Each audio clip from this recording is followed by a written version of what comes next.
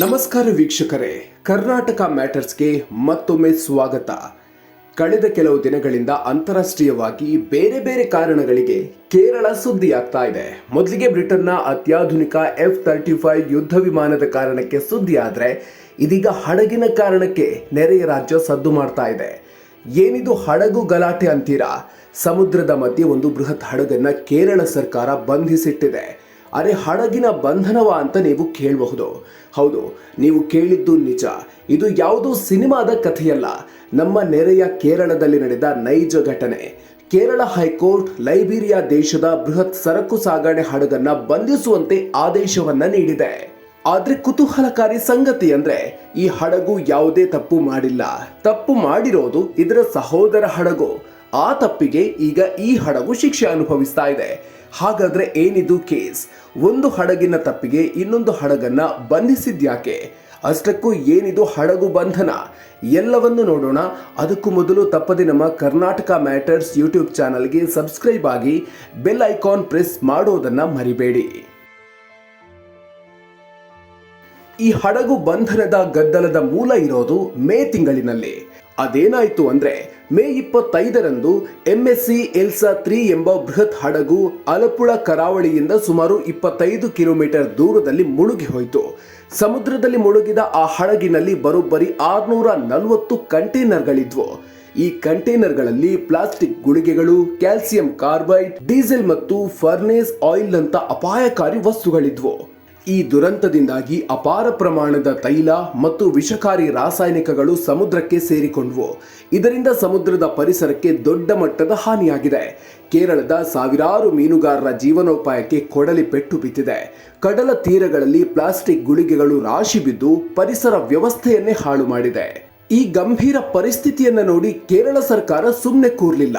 ಹಡಗಿನ ಮಾಲೀಕತ್ವ ಹೊಂದಿರುವ ಮೆಡಿಟರೇನಿಯನ್ ಶಿಪ್ಪಿಂಗ್ ಕಂಪನಿ ವಿರುದ್ಧ ನೇರವಾಗಿ ಕೇರಳ ಹೈಕೋರ್ಟ್ನಲ್ಲಿ ದಾವೆ ಹೂಡ್ತು.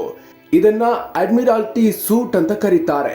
ತಮಗಾದ ಪರಿಸರ ಹಾನಿ, ಅದನ್ನು ಸರಿಪಡಿಸುವ ಖರ್ಚು ಮತ್ತು ಮೀನುಗಾರರಿಗೆ ಉಂಟಾದ ಆರ್ಥಿಕ ನಷ್ಟ ಎಲ್ಲವನ್ನೂ ಸೇರಿಸಿ ಬರೋಬ್ಬರಿ 9,531 ಕೋಟಿ ರೂಪಾಯಿ ಪರಿಹಾರ ನೀಡಬೇಕು ಅಂತ ಕೇರಳ ಸರ್ಕಾರ ಬೇಡಿಕೆ ಇಡ್ತು.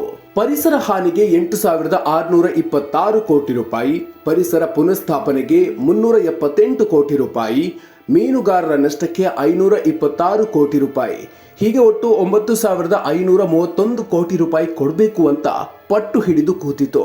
ಈಗ ಪ್ರಶ್ನೆ ಏನಂದ್ರೆ, ಮುಳುಗಿದ್ದು MSC ಎಲ್ಸಾ 3 ಹಡಗು, ಆದ್ರೆ ಬಂಧನಕ್ಕೊಳಗಾಗಿದ್ದು MLC ಆಕಿತೇಟಾ 2. ಅರೆ, ಇದು ಹೇಗೆ ಸಾಧ್ಯ ಅಂತ ಕೇಳ್ತೀರಾ? ಇಲ್ಲೇ ನೋಡಿ ಭಾರತದ ಕಡಲಿಗೆ ಸಂಬಂಧಿಸಿದ ಕಾನೂನಿನ ಶಕ್ತಿ ಇರೋದು. ಅಡ್ಮಿರಾಲ್ಟಿ ಕಾಯ್ದೆ 2017ರ ಸೆಕ್ಷನ್ 4ರ ಪ್ರಕಾರ ಒಂದು ಕಂಪನಿಯ ಒಡೆತನದಲ್ಲಿರುವ ಹಡಗು ತಪ್ಪು ಮಾಡಿದ್ರೆ ಅದೇ ಕಂಪನಿಯ ಬೇರೆ ಹಡಗನ್ನ ವಶಕ್ಕೆ ಪಡೆದು ನಷ್ಟ ವಸೂಲಿ ಮಾಡಬಹುದು. ಆ ಅಧಿಕಾರ ನ್ಯಾಯಾಲಯಕ್ಕೆ ಇದೆ. ಮುಳುಗಿದ ಹಡಗು ಮತ್ತು ಈಗ ಬಂಧನದಲ್ಲಿರುವ ಹಡಗು ಎರಡೂ ಕೂಡ ಮೆಡಿಟರೇನಿಯನ್ ಶಿಪ್ಪಿಂಗ್ ಕಂಪನಿಗೆ ಸೇರಿದವು.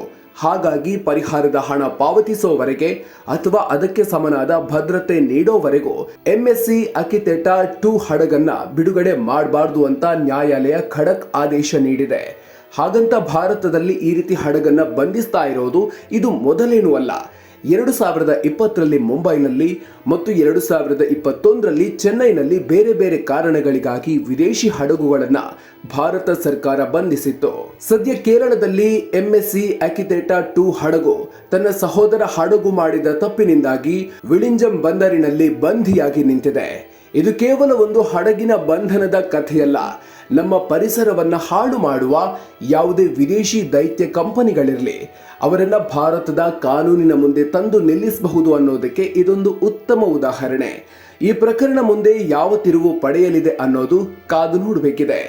ಸದ್ಯ ಕೇರಳ ವಿಮಾನದ ಬಳಿಕ ಹಡಗಿನ ಕಾರಣಕ್ಕೂ ಮತ್ತೊಮ್ಮೆ ಸುದ್ದಿಯಲ್ಲಿದೆ ಅಂತ ಹೇಳ್ತಾ, ಈ ವಿಡಿಯೋ ನಿಮಗೆ ಇಷ್ಟ ಆಗಿದ್ರೆ ಲೈಕ್ ಮಾಡಿ, ಕಾಮೆಂಟ್ ಮಾಡಿ ಮತ್ತು ನಿಮ್ಮ ಗೆಳೆಯರಿಗೂ ಶೇರ್ ಮಾಡಿ. ಮತ್ತೊಂದು ಇಂಟ್ರೆಸ್ಟಿಂಗ್ ಸಂಗತಿ ಜೊತೆಗೆ ಮುಂದಿನ ವಿಡಿಯೋದಲ್ಲಿ ಮತ್ತೊಮ್ಮೆ ಸಿಗ್ತೀವಿ. ಅಲ್ಲಿವರೆಗೂ ನಮಸ್ಕಾರ.